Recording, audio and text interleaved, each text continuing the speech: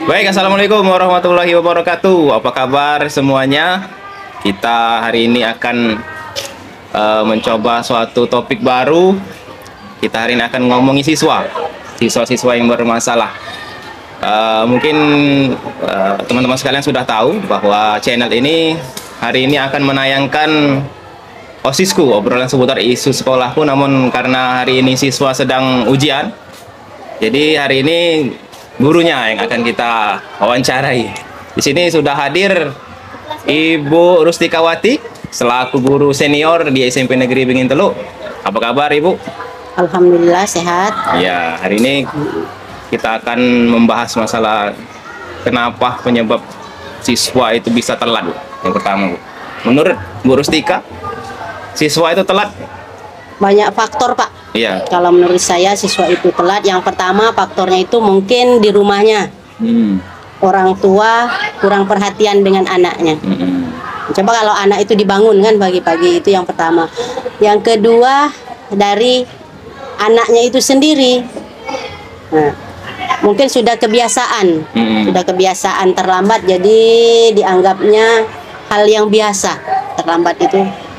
Nah, kalau bisa kan yang terlambat itu, walaupun kita hukum Mbak ya, selama ini tadi di sekolah itulah sering menghukum anak yang terlambat ikut upacara, itu sering kita hukum.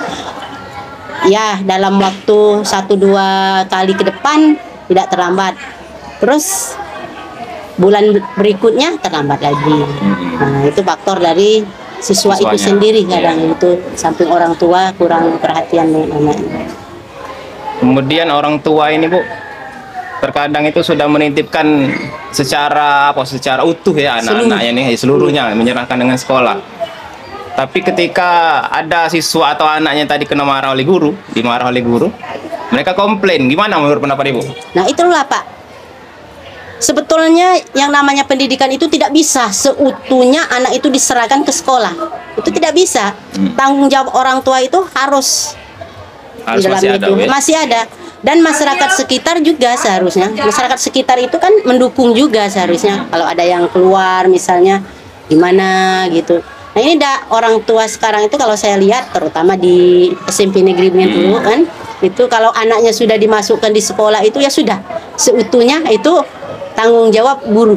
Nah, orang tua lepas tanggung jawab. Iya, padahal banyaklah waktu di rumah orang tua kan? Daripada waktu guru. Waktu guru kan cuma dari jam 7 kita sampai jam 1 anggaplah kan 12.40. Maksimal itu, nah, ya. Cuman berapa jam? Sedangkan orang tua dari jam 1 sampai jam 6 pagi. Nah, seharusnya bimbingan orang tua. Tapi kalau di Bingin Teluk ini Pak, orang tuanya banyak yang sibuk dengan pekerjaannya, jadi mungkin untuk anak itu waktunya pengawasannya agak kurang waktu untuk anak. Seperti itu ya. Ini sekarang menurut pendapat Ibu, kita kan baru selesai menghadapi PTS kita kemarin itu menggunakan sistem Android ya Bu ya.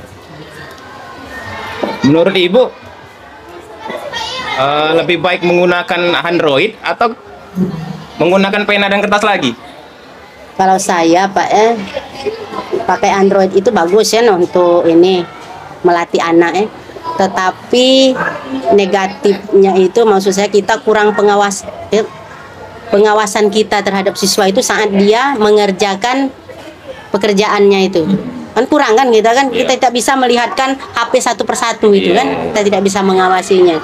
Nah tapi kalau pakai kertas itu kita bisa lihat pengawas itu, kita bisa lihat apakah siswa itu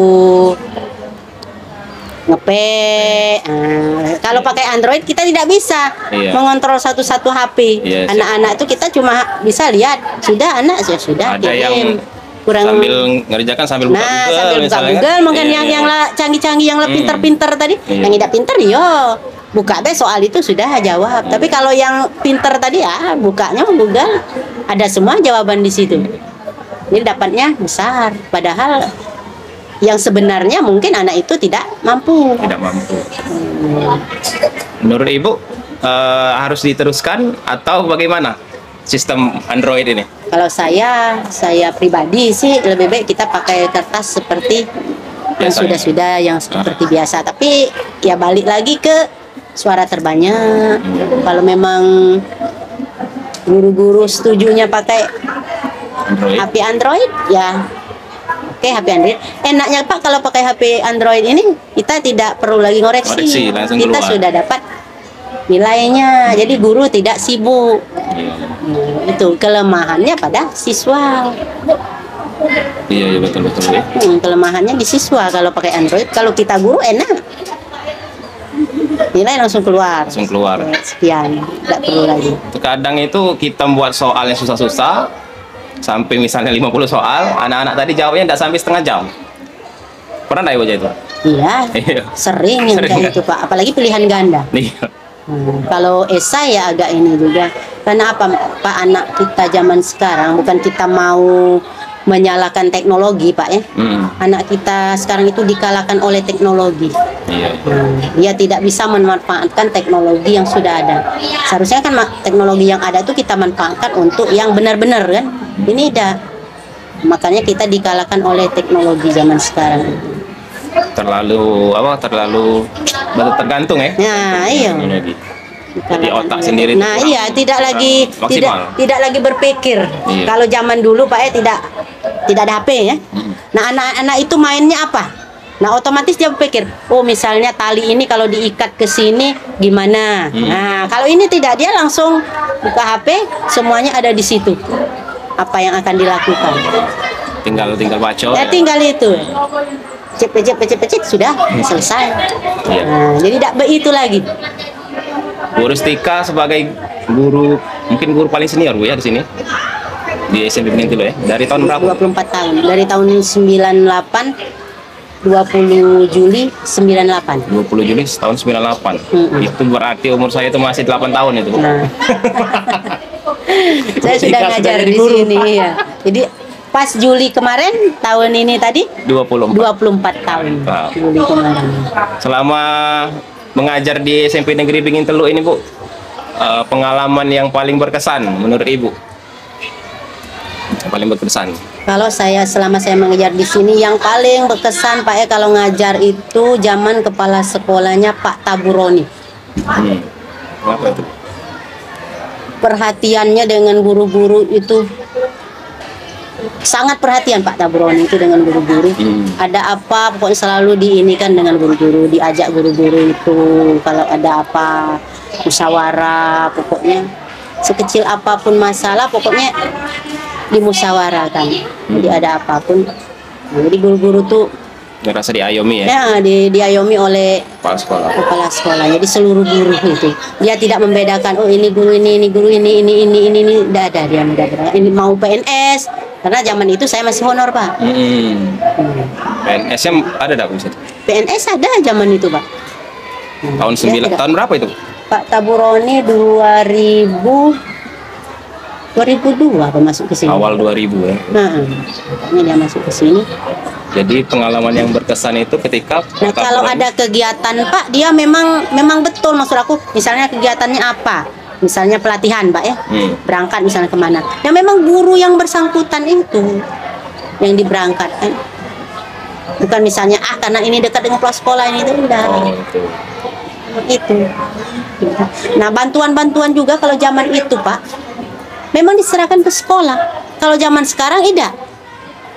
Kan bantuan apa untuk yang tidak mampu, untuk prestasi itu diserahkan utuh ke sekolah. Jadi sekolah itu yang ngaturnya. Jadi sekolah itu tahu kan, oh ini anak tidak mampu, ini anak berprestasi. Nah, kalau sekarang tidak zaman Oh, sekarang. iya. Kalau sekarang PIP itu misalnya, Bu, ya? Nah, kalau PIP, sekarang kan ya. pemerintah yang ini Dari kementerian, dari nah pusat iya, ya, dananya. sementara dia tidak tahu ini nih mampu apa tidak siswa ini.